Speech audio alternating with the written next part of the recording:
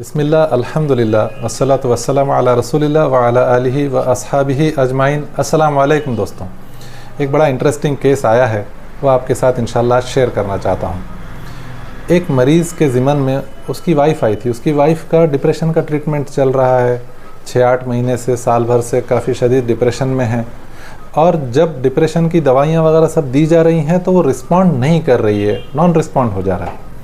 वजह जब पूछी गई तो पता चला, उसने बताया कि उसका जो शौहर है वो शराब की लत का आदी है।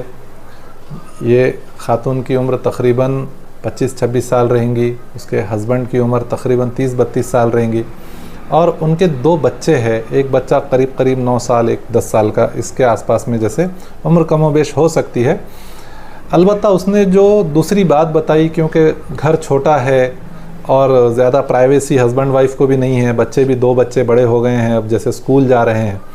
उसने ये बताया कि डॉक्टर साहब के हस्बंड नवरात्र माझा दारू पीत आहे, ते तर मी त्रास त्याचा सहन करून घेतलं, पण तो सध्या काय करतोय, तो मोबाईलवर ते जे घाणारे व्हिडिओज येतात ते बघतोय आणि कधी कधी ते मुलांसमोर बघायला मिळतं आणि त्याच्यामुळे मुलं मला येऊन सांगतात, आई बघ ना बाबा कसं करायले, काय करायले। ये देखिए आप कि एक पॉर्न वीडियो का जो एडिक्शन है वो इस कदर बढ़ गया और उसकी वजह से कई हमारे पास मरीज़ आ रहे हैं अज़वाजी ज़िंदगी से, अज़वाजी मसाइल को लेकर। और उसमें शराब की लत, तो इंसान जैसे उसे उम्मुल क़बाइस क्यों कहा गया इस्लाम में, कि वो पीने के बाद सही गलत की तमीज़, हया की जो एक हदें हैं वो उनको भूल कर इंसान जानवरों जैसी हरकतें करने लग जाता।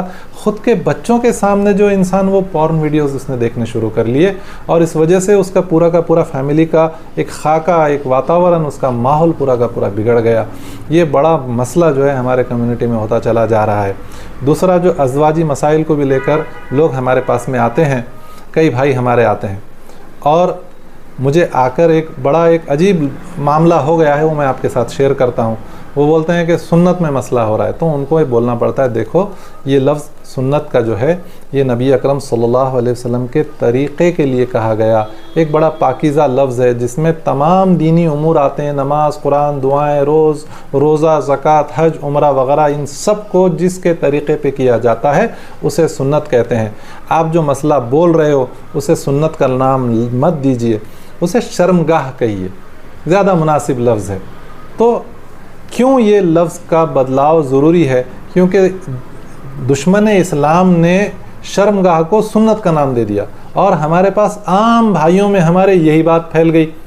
होता क्या है, कई ऐसे कलिमात, कई ऐसे अल्फाज होते हैं, आप सही बुखारी मुस्लिम की हदीस उठाकर देख लीजिए, कि जो अल्लाह को बड़े पसंदीदा होते हैं और अल्लाह रब्बुल आलमीन उसके ज़रिए बंदे की मग़फ़िरत कर देता। लेकिन कई ऐसे कलिमात होते हैं जो अल्लाह को निहायत नापसंद होते हैं और वो बोलने के बाद उसका मकाम मर्तबा अल्लाह गिरा कर उसे जहन्नुम में डाल देता है।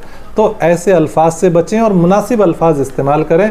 अज़वाजी मसाइल को लेकर भी हमारे पास जो भाई आते हैं उनसे मेरी गुजारिश है कि उस चीज़ को, शर्मगाह को या आज़ा को सुन्नत से जो है ख़िताब ना करें। सुन्नत नबी अकरम सल्लल्लाहु अलैहि वसल्लम के तरीक़े को कहते हैं। आप मुझे शर्मगाह वगैरह इस तरह के अल्फाज इस्तेमाल कर सकते हैं, यही बात आप दूसरों तक भी फैलाइए और सुन्नत की अहमियत, सुन्नत का मकाम मर्तबा, सुन्नत की पाकीज़गी, इसकी अहमियत लोगों के अंदर में जगाइए। हम अहले सुन्नत वल जमात हैं, सुन्नी लोग हैं और उसको इस तरह से ख़िताब करना ये मुनासिब नहीं है। इस बात के साथ इंशाल्लाह आज की वीडियो ख़त्म करते हैं। अस्सलामु अलैकुम रहमतुल्लाहि व बरकातुहू।